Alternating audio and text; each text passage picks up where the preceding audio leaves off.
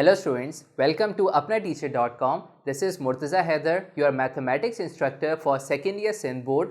और इस लेक्चर से हम स्टार्ट कर रहे हैं अपना नया chapter which is chapter number 4 and the name of this chapter is differentiability. So before starting our exercise questions, पहले हम differentiability के बारे में जान लेते हैं कि differentiability क्या होती है और उससे रिलेटेड हम कुछ टर्म्स के ऊपर बात कर लेते हैं. तो डिफरेंशिएबिलिटी आपके पास कैलकुलस में पढ़ाया जाता है और कैलकुलस के अंदर दो चीज़ें पढ़ाई जाती हैं. एक है डिफरेंशियल कैलकुलस जिसके अंदर हम डिफरेंशिएबिलिटी पढ़ते हैं और एक है इंटीग्रल कैलकुलस जो कि इंशाल्लाह हम लेटर ऑन अपने चैप्टर नंबर 6 में पढ़ेंगे जिसके अंदर हम इंटीग्रेशन पढ़ रहे होते हैं. तो अभी हम डिफरेंशियल कैलकुलस स्टडी कर रहे हैं जिसके अंदर हम डिफरेंशिएबिलिटी स्टडी करते हैं. अच्छा, अब डिफरेंशिएबिलिटी का जो वर्ड है ये इतना ज़्यादा कॉमन नहीं है. ज़्यादातर आप डिफरेंशिएबिलिटी के लिए जो वर्ड आप लोगों की ज़ुबान से सुनेंगे वो सुनेंगे डेरिवेटिव्स. तो यहाँ पे मैं डिफरेंशिएबिलिटी को एक और नाम दे सकता हूँ विच इज़ और करके मैं लिख सकता हूँ डेरिवेटिव्स. और अपने लेक्चर में भी मैं वर्ड इस्तेमाल करूँगा डेरिवेटिव्स. तो आपने बिल्कुल कंफ्यूज नहीं होना कि अगर मैं डिफरेंशिएबिलिटी का हूँ या डेरिवेटिव्स का हूँ, दोनों एक ही चीज़ के दो मुख्तलिफ नाम हैं. ओके, तो अब हम बात कर लेते हैं कि डेरिवेटिव्स होते क्या हैं. देखें, अगर हमें किसी भी फंक्शन के अंदर चेंज फाइंड करना होता है यानी इंस्टेंटेनियस चेंज फाइंड करना होता है तो उसके लिए हम डेरिवेटिव्स अप्लाई करते हैं. तो इसकी डेफिनेशन आप कुछ इस तरह से बता सकते हैं, जो मैं आप लोगों के लिए लिख लेता हूं कि instantaneous change in dependent variable with respect to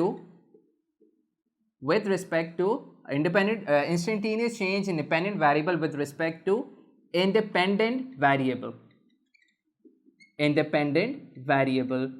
तो ये आपके पास डेरिवेटिव्स की डेफिनेशन है कि जिसके अंदर हम इंस्टेंटेनियस चेंज फाइंड करते हैं किसके अंदर, इंडिपेंडेंट वेरिएबल के अंदर. किसके रिस्पेक्ट से, with respect to, sorry this is dependent variable with respect to independent variable. और थ्रू आउट हम अपने सेकेंड ईयर के कोर्स के अंदर डिपेंडेंट वेरिएबल किसको कंसीडर करते हैं, डिपेंडेंट वेरिएबल हम कंसीडर कर रहे होते हैं y को और इंडिपेंडेंट वेरिएबल हम लेते हैं x को. Okay, so this is the definition for derivatives. तो अब अगर हमें किसी भी फंक्शन के अंदर डेरिवेटिव्स फाइंड करना है तो उसके लिए हम एक ऑपरेटर इस्तेमाल करते हैं. बिल्कुल उसी तरीके से फॉर एग्जांपल अगर आपने किसी भी दो नंबर्स को ऐड करना है तो आप उसके अंदर एडिशन का ऑपरेटर इस्तेमाल करते हैं कुछ इस तरह से प्लस के साइन से.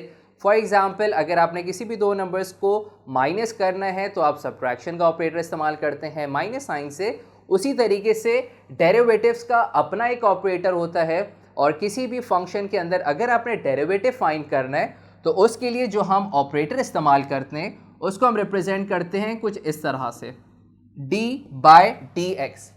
इसको आप ऐसे भी पढ़ सकते हैं d बाय डी एक्स, या अगर मैं इसको ऐसे भी कह सकता हूं कि differentiate with respect to x. ठीक है, यानी आप क्या कर रहे हैं, आप डिफरेंशिएट कर रहे हैं विद रिस्पेक्ट टू x और x मैंने आपको बताया है इंडिपेंडेंट वेरिएबल होता है. ठीक है, तो ये है आपके पास ऑपरेटर कि जब कभी भी आपने किसी भी फंक्शन का डेरिवेटिव फाइंड करना है तो ये आपके पास ऑपरेटर होता है. ओके, अच्छा, अब आपके पास मुख्तलिफ किस्म के फंक्शंस हो सकते हैं. आपके पास इन्वर्स फंक्शन हो सकता है, लोगैरिथम फंक्शन हो सकता है, अलजेब्राइक फंक्शन हो सकता है, ट्रिग्नोमेट्रिक फंक्शन हो सकता है या एक्सपोनेंशियल फंक्शन हो सकता है. तो होता क्या है कि जब भी आप किसी भी फंक्शन के अंदर डेरिवेटिव अप्लाई करते हैं तो उसके अंदर आप कुछ स्पेसिफिक रूल्स अप्लाई कर रहे होते हैं. किस तरीके से, मिसाल के तौर पे मैं आपको एक एग्जांपल के थ्रू समझाना चाहूँगा कि अगर मुझे डेरिवेटिव फाइंड करना है यानी d बाई डी एक्स अगर मुझे फाइंड करना है एक्स स्क्वायर का तो इसका आंसर आता है 2x. इसी तरीके से मिसाल के तौर पे अगर मुझे डिफरेंशिएट करना है यानी डेरिवेटिव फाइंड करना है फॉर एग्जांपल sin x का तो इसका डेरिवेटिव क्या आ जाता है आपके पास cos x. ठीक है, इसी तरीके से एक और एग्जांपल मैं आपको देना चाहूँगा. अगर मिसाल के तौर पे मुझे डेरिवेटिव फाइंड करना है फॉर एग्जांपल एक लोगैरिथम फंक्शन ln x का तो इसका डेरिवेटिव आता है 1/x. तो इसका मतलब ये है कि क्यों एक्स स्क्वायर का डेरिवेटिव 2x होता है, क्यों आपके पास sin x का डेरिवेटिव cos x आता है, कैसे आपके पास ln x का डेरिवेटिव 1/x आता है। तो ये तमाम की तमाम चीज़ें जो हमने यहाँ लिखी हैं ये कुछ स्पेसिफिक रूल्स को फॉलो कर रहा होता है। यानी डेरिवेटिव्स के अंदर आपके पास बहुत सारे रूल्स होते हैं, बहुत सारे फॉर्मूले होते हैं कि जिसको इस्तेमाल करके हम किसी भी फंक्शन का डेरिवेटिव फाइंड करते हैं। तो हम अपनी अब अगले लेक्चर के अंदर, अगले वीडियो के अंदर हम वो रूल्स को स्टडी करते हैं कि जिसकी मदद से हम किसी भी फंक्शन का डेरिवेटिव फाइंड कर लेते हैं। Okay, so this is it for this lecture video. We'll meet you very soon in our next lecture video. Till then, Allah Hafiz.